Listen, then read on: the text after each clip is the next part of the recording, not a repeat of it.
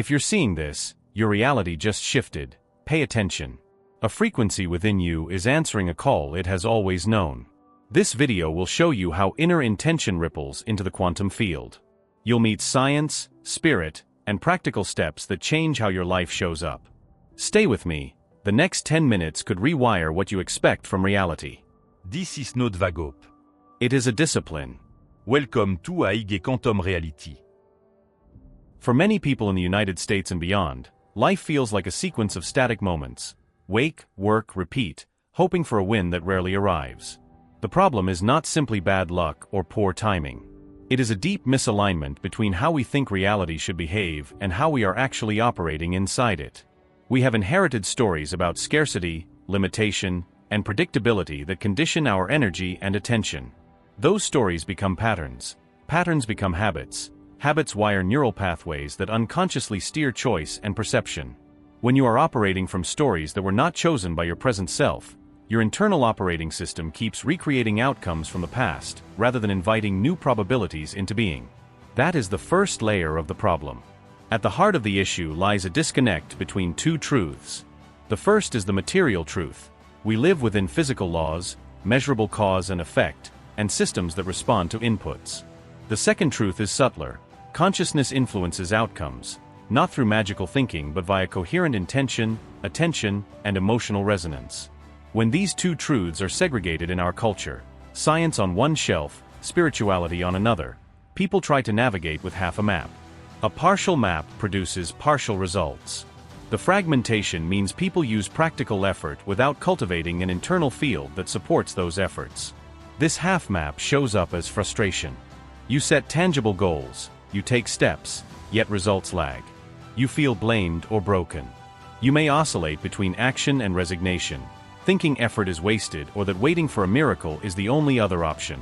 That polarity drains energy and fractures focus. The real problem is not lack of effort. It is diffuse, unfocused effort anchored to outdated internal programming. You might be doing everything right externally, and still miss because your internal signal is inconsistent or contradictory. Compounding the issue is the modern information environment. Millions of messages compete for your attention, pulling you into fear loops, comparison traps, and reactive living. The quantum reality of your inner world, the field of possibilities seeded by your thoughts and feelings, is constantly being disturbed. Instead of nurturing a coherent signal, you scatter it. In quantum language, coherence collapses into noise. In spiritual language, your prayer or intention fails to become a living form. The persistent interruptions of modern life compress our ability to hold intention long enough for measurable change. Emotionally, the cost is high.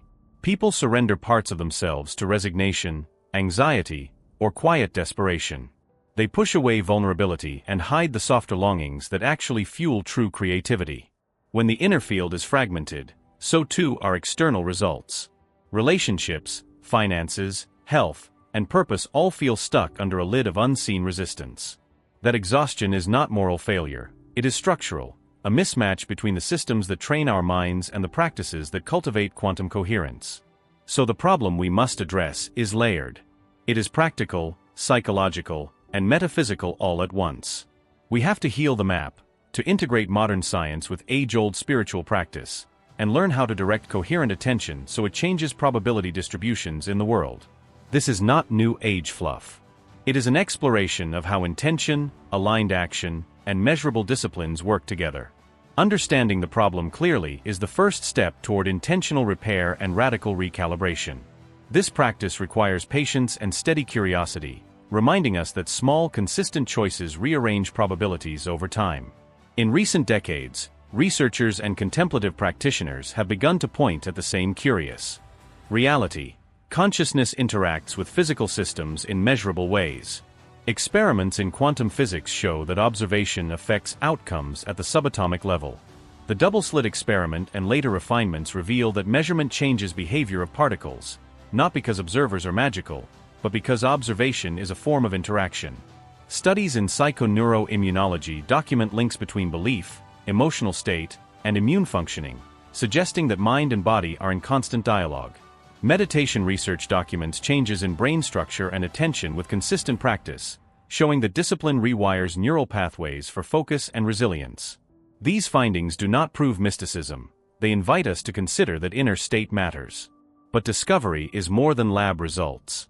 It is also the personal revelation many people report, a moment when internal intention felt potent enough to alter external circumstance. For some, that moment arrives as a healing after a focused practice. For others, it comes as a series of coincidences, meetings, doors opening, resources appearing, following a period of inner reorientation. The discovery is the realization that your inner state is not a passenger but an active participant in life's unfolding. That realization reframes scarcity as a solvable condition and identity as dynamic rather than fixed. We can anchor this discovery with two accessible metaphors. First, imagine consciousness as a radio transmitter. If your transmitter is misaligned, the signal is weak and scattered. When you tune frequency, reduce interference, and amplify coherent emotion, the signal becomes clearer and produces measurable effects in behavior and perception. Second, imagine the universe as a field of probability, a range of possible outcomes. Your attention acts like a lens that collapses that field toward certain outcomes, not deterministically, but by shaping which branches become most likely. These metaphors help bridge abstract science and lived experience without oversimplifying. Historical mystics always spoke in experiential language: intention, devotion, surrender.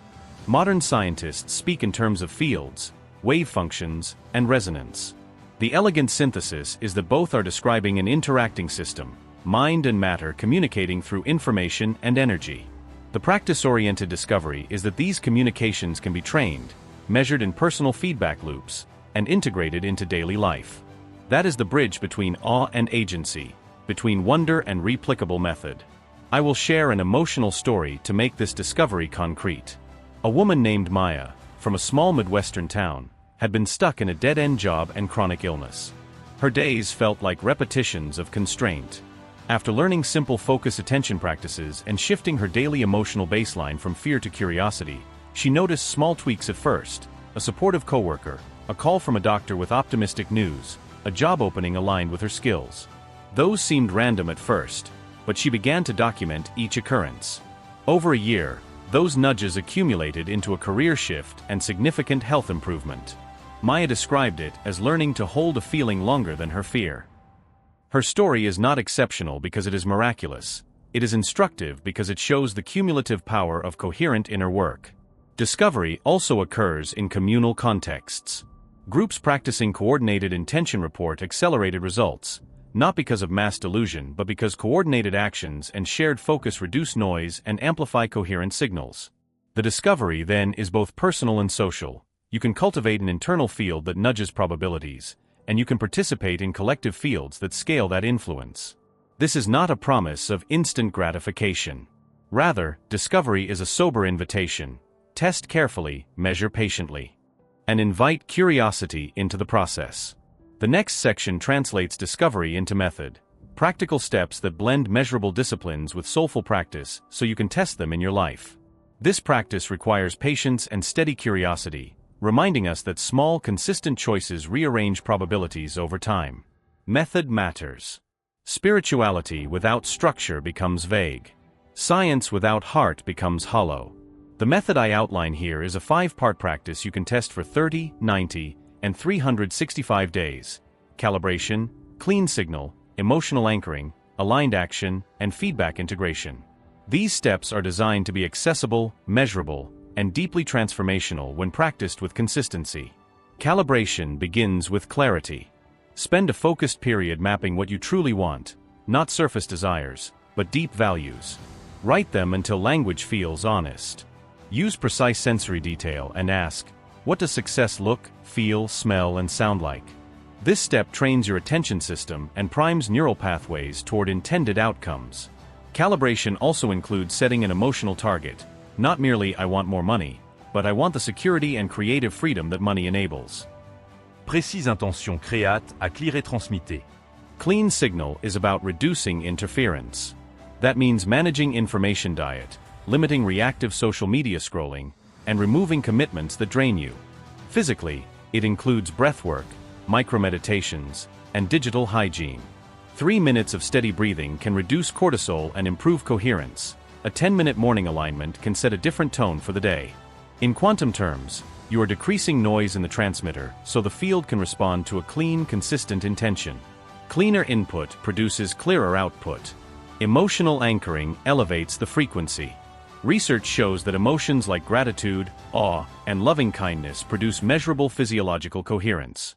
Create anchors, brief rituals, a physical object or a phrase, that quickly shift your emotional baseline into gratitude or curiosity. Practice these anchors morning and night. Emotion is the power that amplifies intention. Use images, smells, or short movement to lock those emotions into body memory so they are accessible under stress. Aligned action ties inner work to external steps. Intention without action is incomplete. Create a weekly plan of micro-actions that feel inspired and feasible. Use the 2-inch next step rule. What is the smallest next move that moves you toward the intention? Do that consistently. These actions produce feedback that trains both mind and environment. Begin each week by listing 3 micro-actions and commit to 1 daily check-in about progress. This turns intention from abstract hope into practical momentum. Feedback integration closes the loop.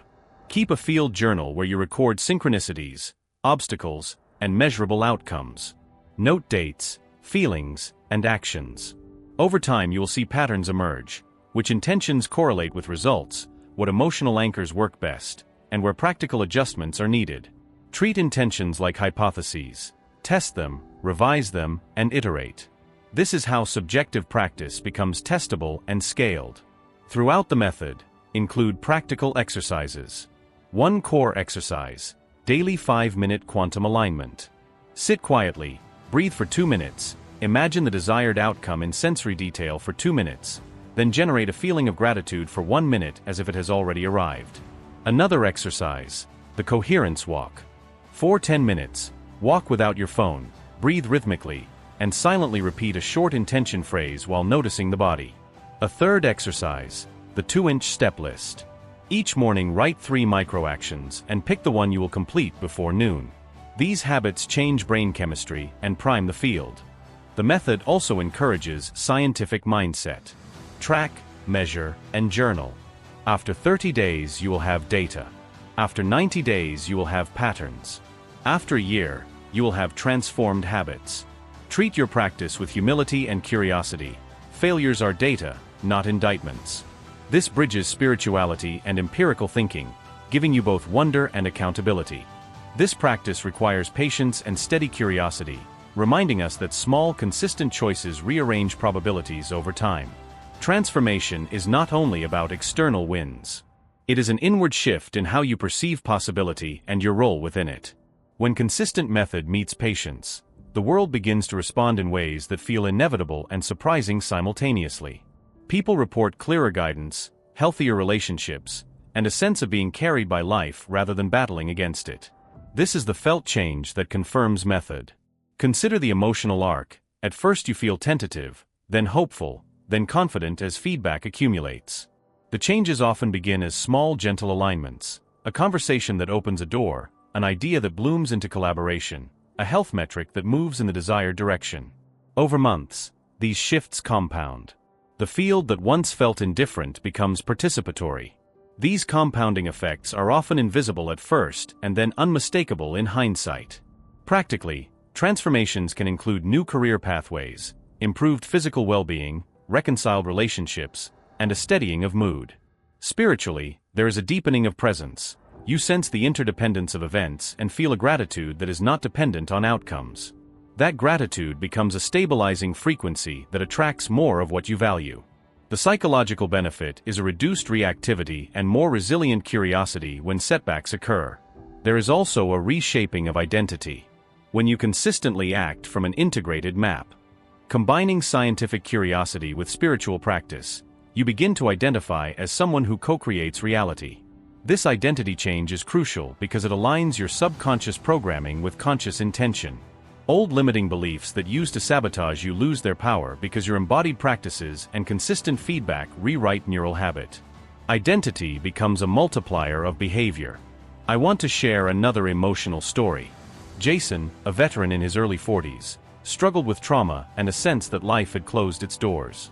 He began a disciplined practice of breathwork, daily alignment, and small creative actions. He practiced the coherence walk and the 2-inch step rule regularly, even on days when motivation was low. Within a year, he found meaningful work mentoring at-risk youth, reconnected with estranged family members, and experienced a reduction in chronic pain symptoms. He described the process as learning to trust the signal from inside. His story underscores a core point: transformation often begins inside before it shows outside.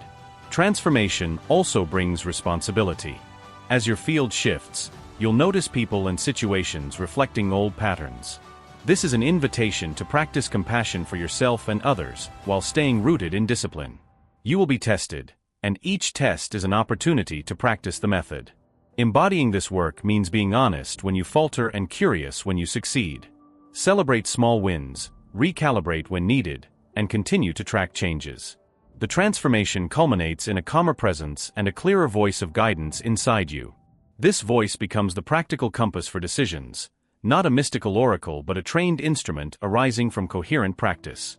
This practice requires patience and steady curiosity, reminding us that small, consistent choices rearrange probabilities over time. The mission is to translate personal transformation into collective uplift. When individuals learn to operate with coherent intention and aligned action, communities shift. Imagine neighborhoods where people practice clarity, gratitude, and practical care. Small probability shifts accumulate into cultural momentum. You can be a node of coherence in your family, workplace, or neighborhood. The mission invites humility. You do not need to fix the world, only to hold your part steady. Begin with local work. Teach a friend a 5-minute alignment exercise. Host a small group where members share intentions and feedback journals weekly. Apply the method to civic projects. Organizing with intention and practical steps produces measurable gains faster than uncoordinated effort. The mission is not to impose beliefs but to cultivate practices that increase resilience, creativity, and care. Small coordinated efforts generate network effects. Practical exercises for mission work include a shared coherence session, a 5 to 10-minute group alignment at the start of a meeting, and a community field journal where people note small wins and synchronicities. These practices create collective feedback loops that amplify positive outcomes. There are also ethical considerations. Intention should be aligned with consent and well-being for all. Use this power to uplift, not manipulate. Intentionality without consent is coercion. Responsible practice honors autonomy. Emotionally, mission work can be fierce and tender. You will face skepticism, resistance, and the slow churn of systemic obstacles. This is why resilience practices matter: breathwork, community support, and regular feedback. Keep measuring, iterating, and celebrating small wins. Over time, a culture of coherent practice is more powerful than any single charismatic leader. The mission is decentralized and replicable. If video touches your heart, don't just scroll, click subscribe and join our community of positive minds. Write your dreams or intention in the comments, make it real by speaking it out. Try the 5-minute daily practical for 1 week and see what changes in your life. Share this video with someone who needs hope today. Remember, your thoughts create your world. Start now.